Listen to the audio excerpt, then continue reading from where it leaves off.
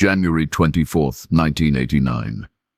Just before sunrise, the air outside Florida State Prison was thick with anticipation. Hundreds of people had gathered, some holding signs that read "Burn, Bundy, burn," others passing out t-shirts as if it were a rock concert. They weren't there to mourn, they were there to celebrate the death of a man whose name had become synonymous with evil. At exactly 7:16 a.m., the lights inside the prison flickered, signaling that the current had run its course. A few minutes later, an announcement confirmed it. Theodore Robert Bundy was dead. For the crowds outside, it felt like justice had finally been served. Strangers hugged, car horns blasted, people cheered. It was as if the nation could finally exhale after more than a decade of fear. Yet for many, the moment was surreal. How could someone who looked so ordinary, even charming, have brought so much terror? Ted Bundy, the charming monster who fooled everyone. To understand why Bundy's story continues to fascinate and horrify, we must look back at what made him so dangerous. Unlike the shadowy figures that haunt dark alleys in our imagination, Bundy was the opposite. He was clean-cut, polite, intelligent, and ambitious. Born in 1946 in Burlington, Vermont, he grew up believing his grandparents were his parents, while his real mother posed as his sister. Even from the beginning, his life was built on a lie. As a young man, Bundy appeared to be the ideal citizen. He studied psychology, volunteered on political campaigns, and even worked at a suicide hotline, where colleagues remembered him as compassionate and attentive. Imagine the chilling irony. The same man who listened patiently to people at their lowest points would later become the very nightmare they feared. Bundy understood appearances. He knew how to make people trust him. With his sharp suits, confident smile, and quiet charm, he blended seamlessly into society. He dated, made friends, and even impressed professors with his intellect. To neighbors, he seemed like the kind of man who could one day become a lawyer or a politician. No one imagined that behind that facade was a predator carefully refining his skills. By the mid-1970s, America was a country gripped by social change, but also by fear. Serial killers were not yet a household concept. The idea that a single man could travel state to state, leaving behind trails of young women's bodies, was almost unthinkable. And that's exactly why Bundy thrived. He exploited a world that still trusted strangers, a world where hitchhiking was common, and where a polite young man with a broken arm or crutches could easily earn a woman's sympathy. The true horror of Bundy's story is not only the crimes he committed, but how many people he deceived. Teachers, friends, girlfriends, even police officers. Time and time again, people described him as normal, friendly, even kind. He was the boy next door, the volunteer, the law student. He was the kind of man parents hoped their daughters would date. And yet he was also a killer who admitted to at least 30 murders across 7 states, though investigators believe the true number may have been far higher. Bundy's double life left America stunned. He was not a monster that could be easily spotted, but one who hid in plain sight. This paradox is what continues to haunt us. If Ted Bundy could be so deceptive, how many others might we never see coming? The night before his execution, Bundy granted interviews to the press. Calm, articulate, and eerily composed, he tried to shift the blame onto pornography and society's moral decline, but his words fooled no one. The evidence of his cruelty was overwhelming. He had manipulated, tortured, and murdered with chilling precision. And still there were people who wrote him letters, women who admired him, even fans who gathered outside his trial. How could a man like Ted Bundy inspire both terror and fascination? How did charm become his deadliest weapon? Stay with us, because the truth behind Ted Bundy's story is far darker, more complex, and more unsettling than you could ever imagine. To understand how Ted Bundy fooled the world, we have to start with his beginnings. Theodore Robert Cowell, later known as Ted Bundy, was born on November 24, 1946, in Burlington, Vermont. He entered the world already wrapped in secrecy. His mother, Eleanor Louise Cowell, was just 22 years old, unmarried, and deeply religious. In the 1940s, an unwed pregnancy carried a heavy stigma. To avoid shame, Louise pretended to be Ted's sister, while his grandparents stepped in to raise him as their son. From his very first days, Ted Bundy's identity was built on deception. Family members later described Bundy as polite and shy, though even as a child he displayed unusual behaviors. He struggled to fit in, often isolated, and seemed detached from others. Some accounts suggest he developed a fascination with knives, stealing them from the kitchen, hiding them around the house. While such details alone do not define a future killer, they hint at an early restlessness simmering beneath his surface. When Louise eventually moved with Ted to Tacoma, Washington, he grew up believing she was his sister, not his mother. By the time he learned the truth, the revelation shook him deeply. Imagine discovering that the person you thought was your sibling was in fact your parent. That fracture in trust became one of the first cracks in his carefully constructed self-image. In school, Bundy wasn't the stereotypical loner. He had friends, went skiing, and even dated, but those close to him later recalled moments when he seemed strangely detached, as though wearing a mask. He could be warm and attentive one moment, then distant and cold the next. Bundy himself later admitted that he often struggled to understand emotions, even mimicking behaviors he saw in others just to blend in. By his late teens and early 20s, Bundy appeared to be charting a bright future. He studied psychology at the University of Washington and impressed professors with his intelligence. He became active in local politics, volunteering for the Republican Party and even attending rallies for Governor Daniel J. Evans. To colleagues, he was ambitious, well-dressed, and persuasive. He looked like someone destined for leadership.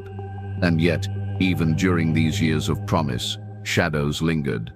Bundy was caught shoplifting, but managed to avoid serious consequences. He also displayed a troubling habit of peeping into windows at night, spying on women without their knowledge. These warning signs, though brushed aside at the time, hinted at a darker obsession taking root. Perhaps the most pivotal relationship of Bundy's early life was with a woman often referred to by her pseudonym Stephanie Brooks. She was elegant, wealthy, and represented everything Bundy aspired to have: social status, security, acceptance. When she ended their relationship, citing his lack of maturity and direction, Bundy was devastated. To friends, he seemed crushed, unable to recover. Years later, after reinventing himself as a polished law student, Bundy rekindled the relationship with Brooks, only to cruelly break up with her, without explanation, as a way of regaining power. This pattern of manipulation would repeat itself, growing more sinister with time. The world around Bundy in the 1960s and early 1970s provided fertile ground for someone like him to thrive. America was shifting, social norms loosening, college campuses buzzing with energy, women enjoying new independence. Hitchhiking was common, trust in strangers was high, and the idea of stranger danger barely existed. Bundy blended seamlessly into this landscape, a wolf dressed in sheep's clothing. Still, there were glimpses of the storm ahead. Friends remembered his strange mood swings, his need for control, and his obsession with how others perceived him. He wanted to be admired, to be seen as someone important. But beneath the surface, the insecurity ran deep. This is where the cracks began to show. Bundy was not yet the killer the world would come to fear, but the seeds were already planted. His double life was forming: the ambitious student and volunteer on one side, the restless voyeur and manipulator on the other. Minnie Hook, behind the polished image of the law student and aspiring politician, a secret hunger was growing, a hunger that would one day transform Ted Bundy from a promising young man into one of the most notorious killers in American history. By the early 1970s, the image of Ted Bundy as an intelligent, well-groomed law student was firmly in place. To the outside world, he seemed like the perfect young man, polite, ambitious, respected. But beneath the surface, fractures in his carefully crafted mask were beginning to show. Those close to him noticed subtle oddities. He often watched people intently, as if studying their movements, their reactions. He was charming, yes, but the charm sometimes felt rehearsed, almost too perfect. Bundy later admitted in interviews that he mimicked others' emotions because he did not feel them naturally. He learned to perform empathy, but rarely experienced it. His relationships, too, revealed troubling patterns. With women, he could be affectionate and attentive, but always needed control. Breakups devastated him, not because of heartbreak, but because rejection humiliated him. His pride was fragile, and when women turned him away, Bundy's response was not sadness. It was rage disguised as indifference. He learned to mask his anger, but it simmered beneath, waiting for release. At the University of Washington, Bundy began to struggle academically. He drifted from one program to another, unable to commit. His ambitions to become a lawyer faltered, and his sense of identity began to collapse. This period of failure coincided with the first signs of criminal behavior escalating. What had once been petty thefts and voyeurism evolved into stalking women late at night. Friends and acquaintances later recalled unease, but none could have predicted the storm that was brewing. There is a chilling detail. Bundy would often lure women by pretending to be injured, wearing a fake cast or using crutches, then asking for help carrying books or loading his car. This tactic, which later became infamous, may have begun during these years. It was a performance designed to disarm women, to lower their guard. It showed both his cunning and his lack of empathy, willing to exploit kindness for his own predatory desires. His psychological state was also deteriorating. Bundy wrote in journals about feeling empty, detached, and resentful of those who had what he could not attain: status, money, power. He felt entitled to admiration but deeply insecure when denied it. This toxic combination, narcissism mixed with insecurity, was the perfect fuel for something darker. Investigators and psychologists later debated whether Bundy was born a psychopath or shaped by circumstance. Was it the lies of his childhood, the rejection from women he admired, or something deeper, wired into him from birth? These questions may never be fully answered, but what is clear is that by the mid-1970s, Bundy's cracks were widening into dangerous fractures. And yet Bundy's outward life seemed stable. He had girlfriends, jobs, even prospects in politics. He shook hands with governors, volunteered in campaigns, and impressed many with his intelligence. This duality, public respectability and private darkness, is what made him so terrifying. He was not the outsider, the stranger lurking in alley. He was the man sitting beside you in class, the volunteer answering your phone call, the neighbor waving hello. This brings us to the haunting question: could this tragedy have been prevented if someone had seen through the mask earlier? If society had taken warning signs seriously, could dozens of women have been spared? The cracks were there, but no one looked closely enough. And soon, those cracks would burst open in ways the world would never forget. The cracks soon became a chasm. By 1974, the mask Ted Bundy wore began to slip, revealing the predator beneath. That year, young women started disappearing around Washington state. One by one, they vanished without a trace. Students, daughters, sisters. At first, the cases seemed isolated, but soon a terrifying pattern emerged.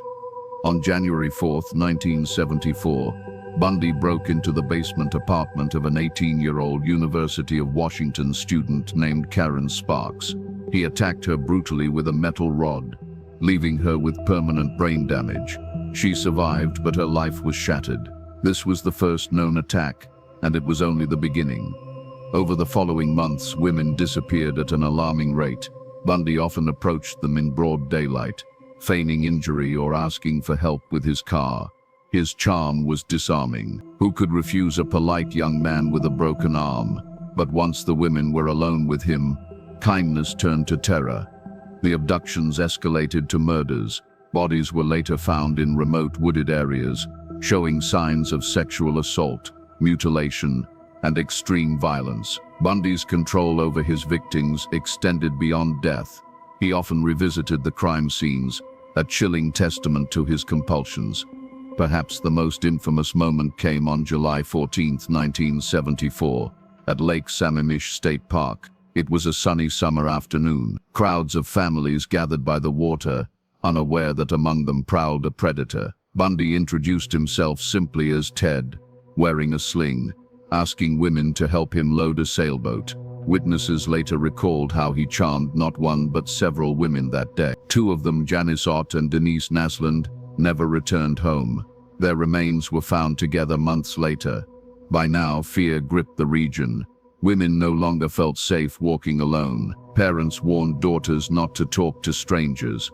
But still, Bundy eluded capture. He was meticulous, changing states, altering methods, and staying one step ahead of investigators. Bundy's crimes extended far beyond Washington. In 1975, he moved to Utah, enrolling in law school. Soon after, women began disappearing there as well. The same pattern repeated: approach, charm, abduction, murder. The darkness was spreading across state lines. But Bundy was not invincible. In November 1974, Carol Derinch, a resourceful young woman, fought back. Bundy posed as a police officer, luring her to his car. But once inside, she realized something was terribly wrong. She escaped, leaving behind crucial testimony that later identified him as a suspect. Carol's survival proved that Bundy could be resisted. Even when arrested in 1975 for kidnapping Derinch, Bundy managed to keep his mask intact. Many found it hard to believe that this intelligent, articulate man could be a killer. He defended himself in court, impressing some with his confidence. But investigators were starting to connect the dots. Then came the twist that stunned the nation. Bundy escaped not once, but twice. In 1977, while awaiting trial in Colorado, he jumped from a courthouse window, vanishing into the mountains for 6 days. Later that same year, he cut a hole in the ceiling of his cell and slipped through, disappearing for weeks. While on the run, Bundy committed some of his most horrific crimes. In January 1978, he attacked the Chi Omega sorority house at Florida State University. In the dead of night, he bludgeoned and strangled 2 women to death, severely injuring 2 others. The brutality shocked even seasoned investigators. Just weeks later, he kidnapped and murdered 12-year-old Kimberly Leach, his youngest known victim. By now, the charming mask had fully collapsed. America saw him not as a student, not as a volunteer, not as a politician in the making, but as a sadistic predator who fed on power and control. The tragedy was not just in the number of lives lost, but in the trust he betrayed: society's trust, women's trust, even the trust of those who once loved him. And yet, despite the mounting evidence, Bundy still attracted supporters. Women wrote him letters, attended his trial, even claimed to love him. The contradiction was almost too much to comprehend. How could someone so monstrous still inspire admiration? The tragedy of Ted Bundy was not just his violence, but the way he blurred the line between charm and horror. He forced America to confront an unsettling truth. Monsters do not always hide in the shadows. Sometimes they smile, they shake your hand, they say, "Trust me." By the late 1970s, Ted Bundy's reign of terror had finally caught up with him.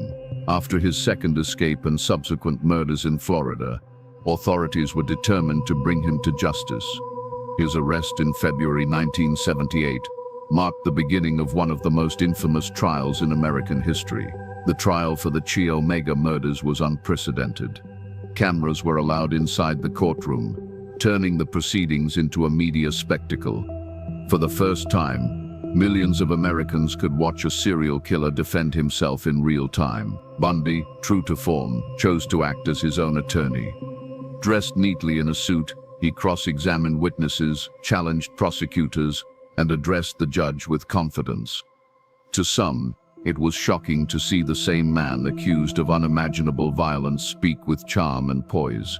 The media dubbed it the first televised trial of the serial killer era, and Bundy relished the attention. He smiled for cameras, waved to onlookers, and even seemed to enjoy the performance. But behind the theatrics lay overwhelming evidence: eyewitness testimony, physical evidence linking him to the crime scenes, and the brutal accounts of survivors like Carol Derinch.